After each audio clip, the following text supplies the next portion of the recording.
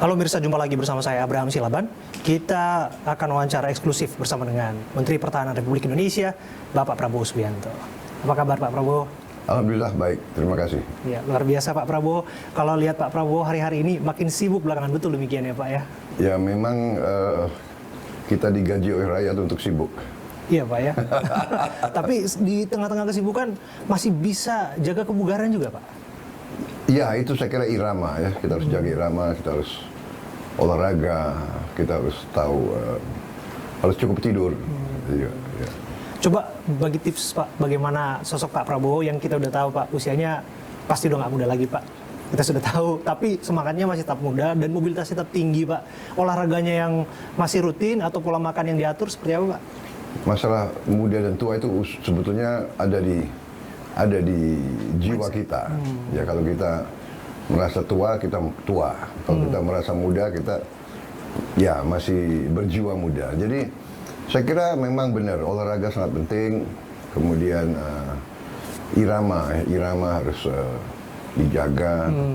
Berkuda masih Pak? Saya terus saja sudah berapa, katakanlah 1 tahun ini berkurang. Berkurang karena kesibukan juga. Oke, dan kemarin itu belum lama ya Pak ya, baru pulang dari Pentagon ya Pak, ketemu dengan Menteri Pertahanan Amerika Serikat. Iya, benar. Saya dengar ada urusan pesawat F-15 yang akan segera masuk ke kita, tapi masih pembicaraan term of payment-nya Pak. Ya, di antaranya kan kita kan banyak masalah dalam hubungan antar negara. Di antaranya ya alutsista, ya alat pertahanan kita bicarakan. Dengan negara lain pun kita bicarakan.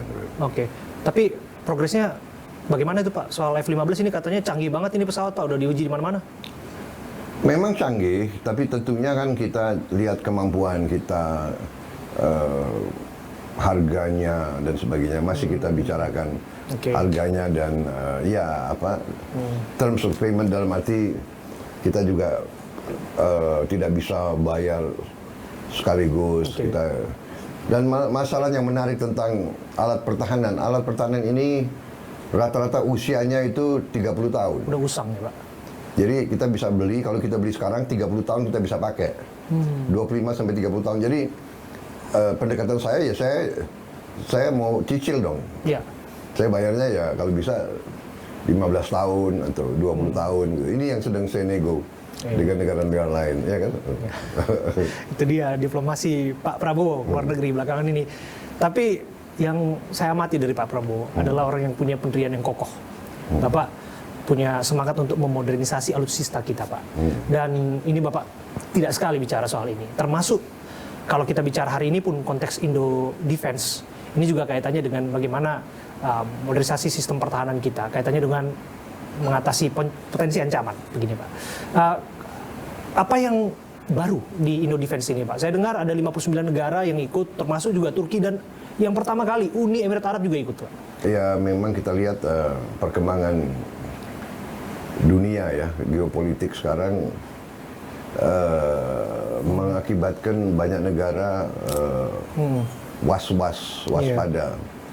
Karena situasi dunia sekarang penuh ketidakpastian, penuh ketidakpastian, konflik muncul di mana-mana. Ya. Jadi inilah yang saya sering berusaha yakinkan bahwa kita tidak bisa menganggap bangsa Indonesia ini seterusnya bisa menikmati keadaan yang relatif damai. Betul. Ya kan, makanya kalau tema Indo Defense kita pilih kan Peace, Prosperity, Strong Defense. Jadi kita sadar bahwa tujuan bernegara adalah untuk mencari keamanan bersama dan kemakmuran bersama. Betul. Kan begitu? Betul. Kita bernegara, kita mendirikan Republik Indonesia, tentunya rakyat Indonesia ingin hidup aman, hidup adil, hidup makmur. Kan begitu. Nah, ini saling berkaitan, tidak bisa kita dapat kemakmuran tanpa keamanan. Tidak mungkin kita mendapat kesejahteraan tanpa perdamaian, tapi tidak mungkin ada perdamaian tanpa ada pertahanan yang kuat. Ini adalah hukum sejarah, hukum peradaban manusia. Ribuan tahun manusia itu peradabannya tuh mengajarkan kepada kita, negara yang lemah, negara itu biasanya punah. Negara yang lemah, negara biasanya dijajah. Negara yang lemah biasanya negara itu diobrak-abrik lah kira-kira. Ini sejarah. Jadi marilah kita belajar dari sejarah. Betul. Jadi kita Nusantara ini kaya. Dari dulu ratusan tahun kita didatangi kan. Ya Portugis datang, Spanyol datang, Belanda, Perancis, Inggris, Jepang semua datang. Karena kita kaya, ada rempah-rempah di sini. Ya kan, ada teh, kopi, karet. Sekarang ketemu tambang, mineral, gas, emas, nikel, semua kekayaan ada. Nah, kalau kita nggak jaga kekayaan ini bagaimana? Laut kita kaya, ikannya luar biasa. Ribuan kapal asing masuk ke kita. Masa kita membiarkan kekayaan kita diambil? Rakyat kita kapan akan sejahtera? Kan begitu. Jadi ini filosofinya itu. Jadi strong defense akan menjamin perdamaian dan prosperity dan kesejahteraan. Nah, ini menarik. Tentu saja ide yang lahir begini adalah ide yang memang saya yakini betul dari pengalaman hidup Pak Prabowo juga sebagai seorang prajurit, Pak.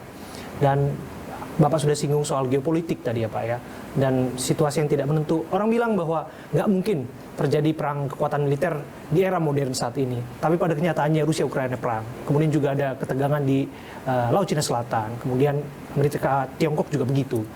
Kalau Bapak melihat apa yang harus kita lakukan sebetulnya Pak? Karena Bapak sudah menyinggung bahwa kita harus jaga ini yang namanya kedaulatan kita dan memastikan alutsista kita juga kuat. Jadi sebenarnya ya pendiri bangsa kita cukup cemerlang menurut saya ya, founding fathers kita. Jadi dari awal Bung Karno, Bung Hatta ya kan,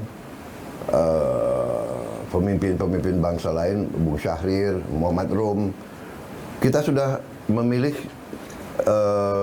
garisnya adalah garis bebas aktif, kita non-blok. Garis kita tidak mau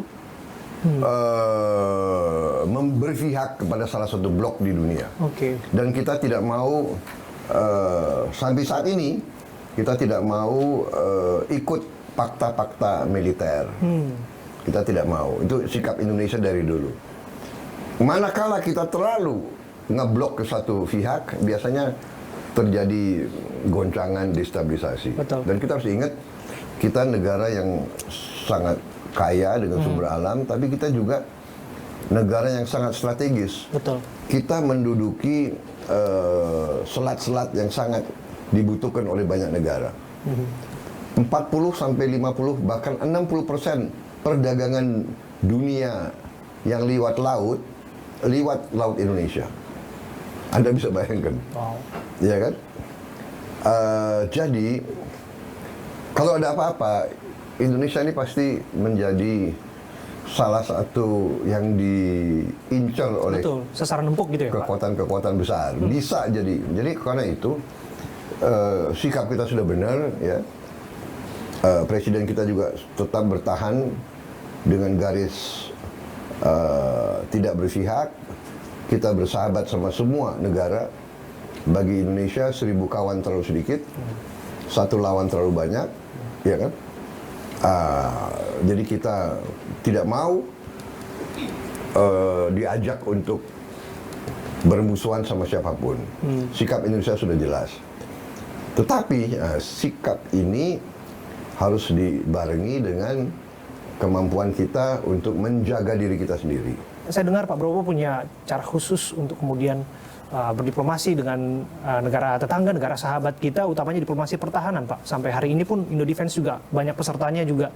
Saya yakin ini juga buah kerja dari Pak Prabowo. Saya tidak lakukan diplomasi khusus. Yang saya lakukan adalah berkomunikasi. Ya, kita harus aktif berkomunikasi. Kita harus kita harus mau untuk berhubungan. Kadang-kadang ini yang repot, ini melelahkan. Sebagai contoh, negara kita anggota dari ASEAN. Betul. ASEAN itu 10 negara anggota. Indonesia salah satu. Jadi saya ini harus berkunjung ke 9 Menteri Pertahanan. Karena ada COVID kemarin, ya saya sekarang masih hutang. Saya harus ke Thailand, ke Laos, dan ke Brunei yang belum. Itu baru kunjungan perkenalan, bayangkan tuh. Ya kan? Padahal Bapak sudah lebih dari 3 tahun menjabat ya Pak. Iya, itu ASEAN. Tapi kan ASEAN tidak sendiri, kita punya mitra strategis. Mitra strategis kita siapa? Australia, Betul. Jepang, ya kan? Amerika Serikat, Tiongkok. India, ya kan? India, kemudian Perancis, Inggris. Iya. Jadi selain 10 kita juga harus berhubungan dengan negara-negara itu sudah tambah 8 loh, tambah 7. Kemudian negara yang punya hak veto di Dewan Keamanan itu 5 negara. Amerika Serikat, Rusia, Tiongkok, Prancis, Inggris. Betul. Ini pun kita harus Jaga. hormati, harus kita pelihara hubungan. Pak Prabowo punya catatan nggak ini nanti mengenai G20 dan peran Indonesia? Ya saya kira peran Indonesia ini sangat dihormati, ya, sekarang dihargai di mana-mana, ya, dan saya merasakan itu waktu saya di Washington DC. Mereka selalu coba kan menyindir atau mengajak, kalian gimana nih soal Laut Cina Selatan, soal Tiongkok sama Taiwan, soal Tiongkok sama Amerika. Kalian pihak siapa? Jadi saya bilang, loh, kita ini bersahabat sama Tiongkok, kita bersahabat sama Amerika. Betul. Dan saya tanya, kan apakah kalian tidak merasa untung kalau saya bersahabat sama Tiongkok juga? Kalau Indonesia bersahabat sama Tiongkok, kan kita bisa jadi penengah. Kita bisa bicara ke kawan kita. Mungkin kalau Anda ada maksud apa-apa, kita bisa sampaikan. Kalau mereka juga ada masalah terhadap Anda, kita juga bisa sampaikan. Jadi ini kan menguntungkan kalian kalau kita bersahabat gitu.